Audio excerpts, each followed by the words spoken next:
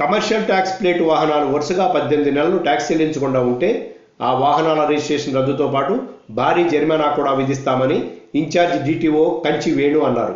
వరంగల్ జిల్లా పరిధిలో tax plate వాహనాలు వెంటనే పన్నును చెల్లించాలని అన్నారు. ఓవర్లోడ్తో వెళ్లే భారీ వాహనాలకు లైసెన్స్ రద్దుతో పాటు పర్మిట్ కూడా రద్దు చేస్తామన్నారు.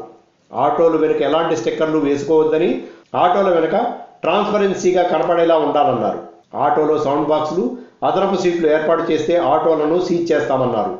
ఆటో డ్రైవర్లు విధిగా నియమాలు పాటించాలన్నారు. ద్విచక్ర వాహనాలు ట్రిపుల్ రైడింగ్ చేసినా, లైసెన్స్ లేకుండా నడిపిన వాహనాలు సీజ్ చేస్తామన్నారు. కొత్త వాహనం కొనుగోలు చేసిన వెంటనే నిర్ణీత సమయంలోగా రిజిస్ట్రేషన్ చేసుకోవాలని, ప్రతి ఒక్క వాహనానికి హై సెక్యూరిటీ నెంబర్ ప్లేట్ను ఏర్పాటు చేసుకోవాలన్నారు.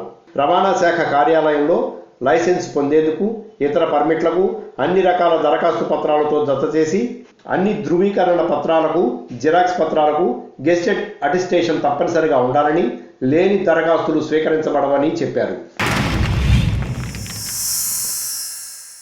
Like and subscribe.